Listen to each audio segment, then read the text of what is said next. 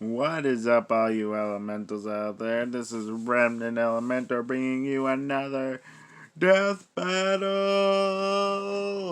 Okay, I'm going to try to record this one, which is an interesting one, I have to say. Carnage versus Lucy. Marvel versus Elfenlied. I know nothing about Elfenlied, I'm sorry.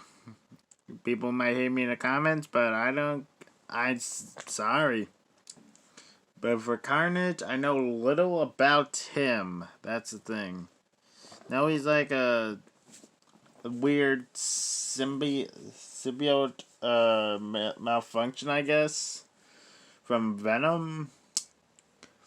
That's all I basically know. Now, if you're asking who I think is going to win and who I want to win, I am going to have to go with Carnage. For reasons that I know him best. Better than Lucy. Because that's just what I feel like. If Lucy wins, that's okay. Because I don't know. I did watch some Death Battles because I watched the latest Death Battle, Mob versus Tatsumaki. Because the problem I've been having, but I think it seems to be fixed now, and it's a little bit too late, but I know the next time is going to be interesting. Okay, that was crazy. So, without further ado, let's get straight into the fight. Let's do this. If my ex-wives have taught me anything, it's that there's no real limit to crazy. Like Carnage, Marvel's dangerously insane psychopath. Or Lucy, the messed up murder lady from Elfenlied. Elfenlied. It's German. Yeah, whatever. He's whiz and I'm Lively. And it's our job to analyze their weapons, armor, and skills to find out who would win a death battle. Oh, the animation. Ooh. Cletus Cassidy didn't have the chance to be a well-adjusted adult because his entire family was already crazy. While Cletus was just a boy, his father got sent to jail for killing his mother. Which he did because she had tried to kill Cletus. Which she did because Cletus had tortured and killed her dog, Fifi. Well, go Miss Cassidy. All dog murderers deserve death, even if they're 8. Right, Jack Spaniels? Good boy. Oh, and Cletus murdered his grandma, too, because she's kind of a bitch. He didn't stop there and wound up burning down his own orphanage. Years later, he was finally arrested and convicted for 11 murders. You mean the 11 murders they knew about? But while in prison, Cletus found he wasn't alone. In fact, his cellmate just so happened to be Eddie Brock. Who you may know is that creepy guy covered in black ink called Venom. Yeah. Ink is actually a symbiotic alien known as a Clintar. This symbiote bonded with Eddie, transforming him into a powerful and violent rival for the friendly neighborhood Spider-Man. Oh. But what Eddie didn't know was it was pregnant. Oh, time to go out for cigarettes, Eddie. Well, symbiotes actually reproduce asexually. When Eddie became Venom once again, the symbiote sort of oozed out its spawn and left it there. Just like me and my dad. Well, this new symbiote immediately attached itself to Cletus, but unlike the Venom one, it merged through a cut on his skin, creating this suit made out of blood. What? Doesn't seem sanitary. And together they became Carnage. A fitting name for a psycho mass murderer. Cletus and his new symbiote quickly got up to what they knew best, creating maximum carnage. For that game, it was great. And with his new superpowers, he was a vicious force to be reckoned with. Oh boy. He has the same superhuman strength, speed, and durability as Venom, and supposedly even greater, like a Venom 2.0. He can shapeshift to make all sorts of killer weapons, like axes, swords, and spikes. He can even rip those weapons off himself or launch them at his victims. Have you ever tried ripping your fingers off and throwing them at people? Because that's just kind of what Carnage does. No. Can also reach My out hands look with bigger. dozens of Okay, chaotic he's playing you. blood-soaked tendrils. Perfect for strangling the people he doesn't want to see anymore. With a single touch, Carnage can infect a person with a portion of his symbiote, controlling or torturing them at his leisure. He has unbelievable regeneration, and even if somebody finds a way to disable his suit, the Carnage symbiote lives inside his bloodstream and can come back out through something as meager as a paper cut.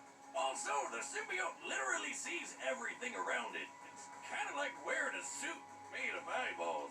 But let's say you're able to dodge his projectiles, outrun the tendrils, and get out of sight from the eyeball suit.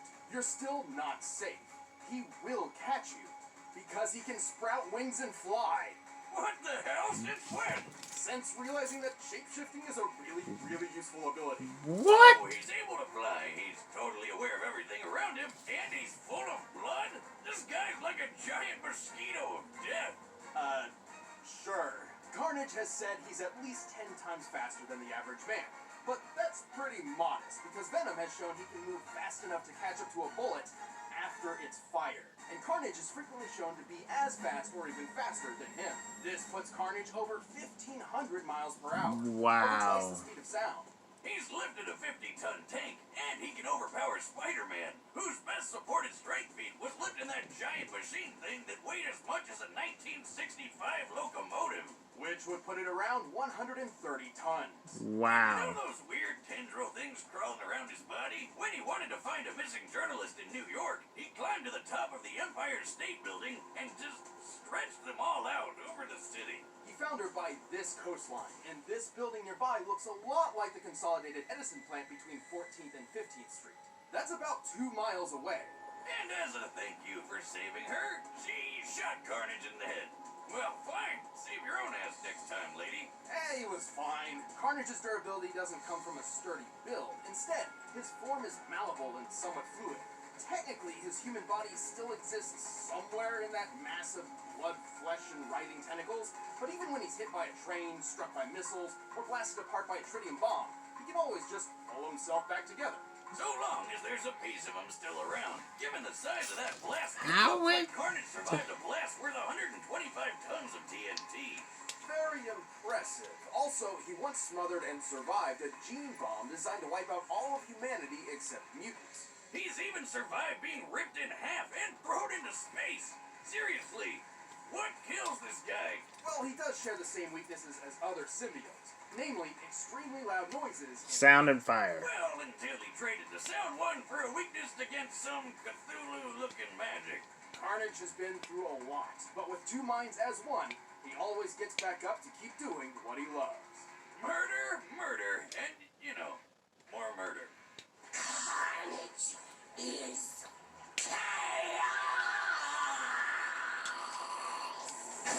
Okay, Carnage. There are some mysteries Okay, or Alvin Lee. holes which no one is meant to know. I only know Every from day, Anime America. somewhere comes ever closer to destroying everything you hold dear. One such secret is the Diclona. No big deal. They're just a race of crazy people who want to infect human beings to make more Dicloni and then wipe out all of humanity. Okay. Oh, look at the cute little horns. They look like kitty ears. To accomplish this, the Dicloni would have to rely on their queen, God, better known as Lucy. Luckily for everyone, some important people figured this out and captured her.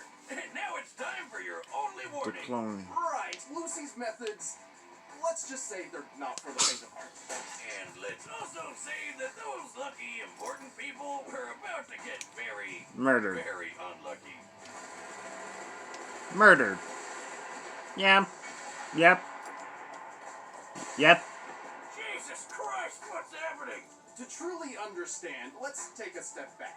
As an infant, Lucy was abandoned by her parents and left alone to suffer a life of constant Oh, I remember this scene. It was the horns, wasn't it? Right, even the average kid hates growing up in an orphanage, but it was especially painful for her. Until she found a stray puppy and decided to take care of it. That adorable little critter and her became best friends. And then the other kids from the orphanage went out and beat it to death and forced her to watch. Well, no shit, she wants to kill everyone. Go ahead, Lucy. Tear up those little bastards. Yep. That's exactly what happened. Oh. Damn. This was the first time Lucy unleashed her psychokinetic vectors. As a Diclonius, I like how they're Lucy censoring used it. these It goes to vectors YouTube, infect ordinary yeah. human beings with the Diclonius virus. Oh, but she uses them for so much more. For simplicity's sake, think of the vectors as invisible arms which can sprout from Lucy's back. Lucy can use up to 28 vectors with a normal range of about 6 to 7 feet. When she gets really serious, her horns grow and the vectors get way longer and stronger. She can vibrate her vectors at different frequencies, and each level of vibration has different effects. Kinda like that thing that my ex-wife had on the nightstand that I thought was one of those crazy pens. At low frequencies, her vectors can pass through objects with no effect. At a medium frequency, the vectors become solid, like extendable hands, while still completely invisible. These can be used as shields and lift heavy objects. Oh man, if I had those things, I'd be messing with people all the time. Like tying their shoes from across the room. Also, since this seems to be a thing in this episode, she can fly. It's not really flying, she's just lifting herself off the ground. With the third frequency, Lucy turns her vectors into invisible blades. These can cut through people and bend metal.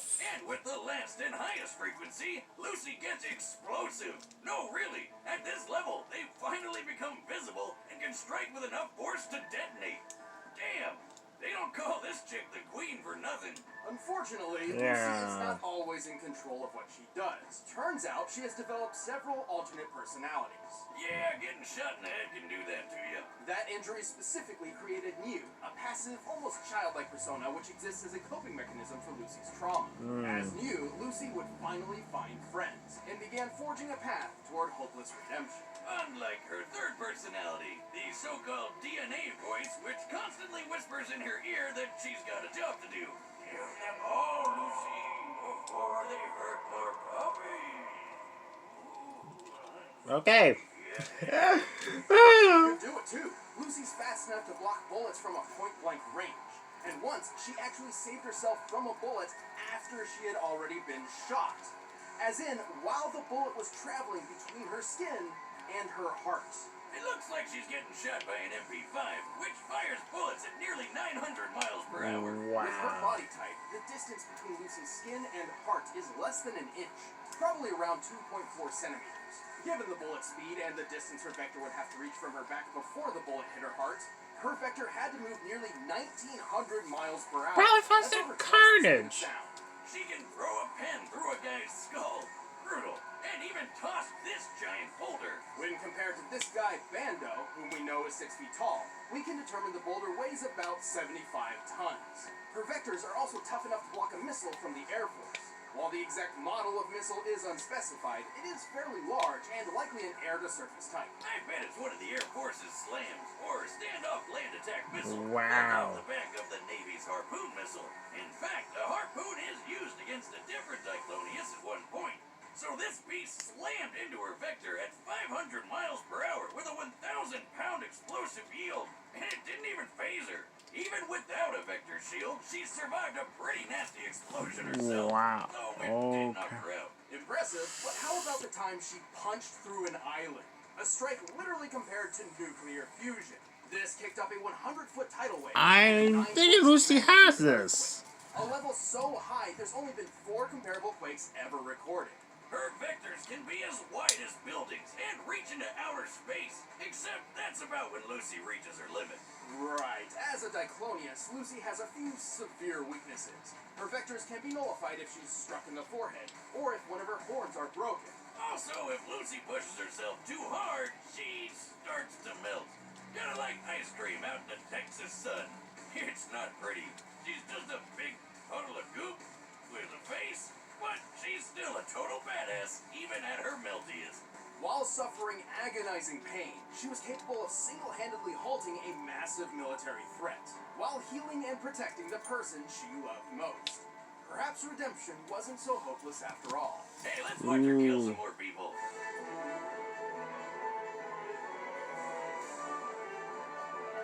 Okay, please don't.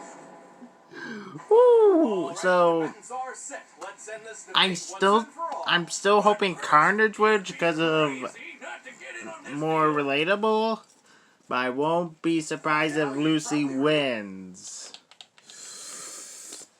Oh, because I have a feeling Lucy's going to win. Still hoping Carnage though. And like the quote, "Your only mate." If Carnage wins, if either one wins, I still win. It's not a quote, it's a near quote. Whatever. Here we go. Let me in, and let's do this. Oh wait, I gotta go back to where Free, but right now. It's time for a death battle. Okay. Hey Lucy. Earn you or DNA voice, whoever it is. I like this animation style right now. Yeah, Lucy, I don't think you want to get on a train. Carnage.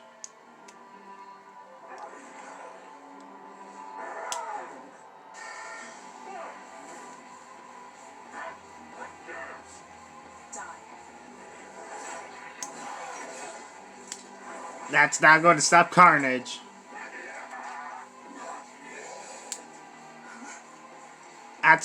I wish that it would have been enough for any other person except for Carnage.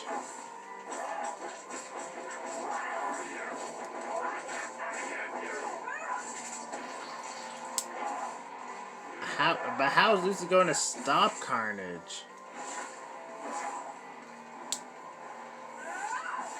That's the thing, because Carnage is basically indestructible.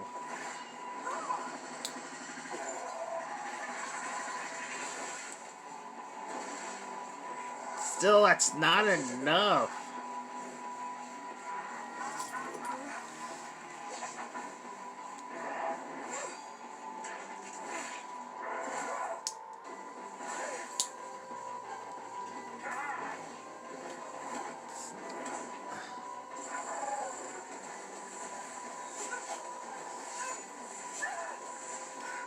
Oh, it cuts on her legs.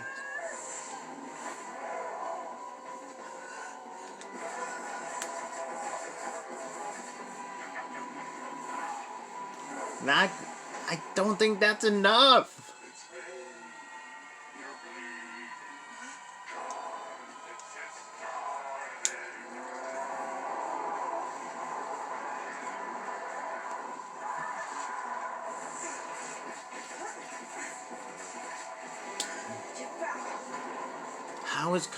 How is this going to destroy Carnage? Because Carnage could easily kill Lucy.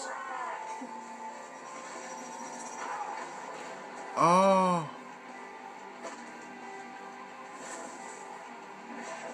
Does it hurt yet? Don't worry. I'll put you out of your misery.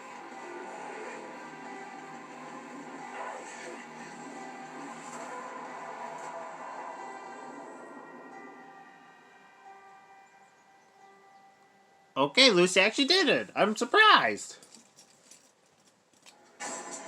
KO! First those kids in the orphanage, then Cletus. Lucy really hates dog killers, and for good reason. Carnage was a challenging opponent. It was incredibly difficult for Lucy to deal any lasting damage against him. He had the durability advantage in the bag, though Lucy fighting as a puddle proved she could take a lot of pain and keep on fighting. Sadly, Carnage came up short in pretty much everything else. Right, Carnage was tough, but not invincible. Even his surviving that gene bomb isn't quite as impressive as it sounds, since he had no other feats to even remotely back up planetary-level durability, and the bomb was more akin to a biological weapon anyway. While Carnage's tendrils could pass speeds of Mach 2, Lucy's vectors once reached into outer space. By timing her accompanying monologue and comparing the longest vector's length to the curvature of the Earth, it's clear she reached over 2,000 Okay, miles in Lucy's 20 faster. seconds max. Way longer than Carnage's 2-mile feat. All this means her vectors were moving at least 440,000 miles Okay. per hour. More than 500 times the speed of sound, and 250 times faster than Carnage. Good luck getting past that. And this was really the biggest hurdle. With Lucy's redonkulous speed and Carnage's healing powers, it all boiled down to one thing.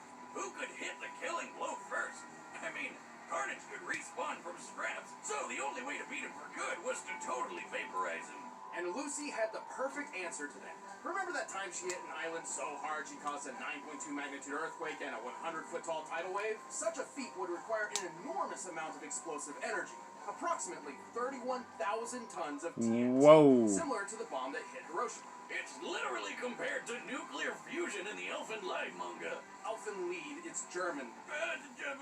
The point is, in order to beat Carnage for good, Lucy needed to totally obliterate him. And she could do that. The heat produced within the initial impact of a nuclear explosion can reach temperatures up to 180,000 degrees Fahrenheit. More than 18 times hotter than the surface of the sun. And to top it off, heat was Carnage's biggest weakness. Even if Lucy's explosive force was just a fraction of this, it would still have been far too much for him.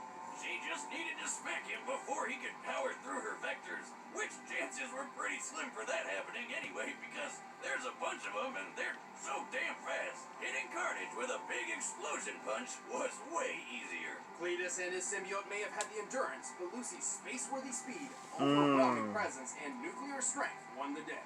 She dealt the carnage needed for a total victory and took the lead. There, I said it right, Liz. Happy? The winner is Lucy. Okay. Don't mess with Lucy. Got it. Thanks for watching, and if you enjoyed the fight, you can get a first membership and watch our commentary by clicking that box over there. Thank you, Chad. And if you want the battle music from this episode, you can get it in the link in the description below. You're not Chad. And next time is Optimus Prime versus Gundam.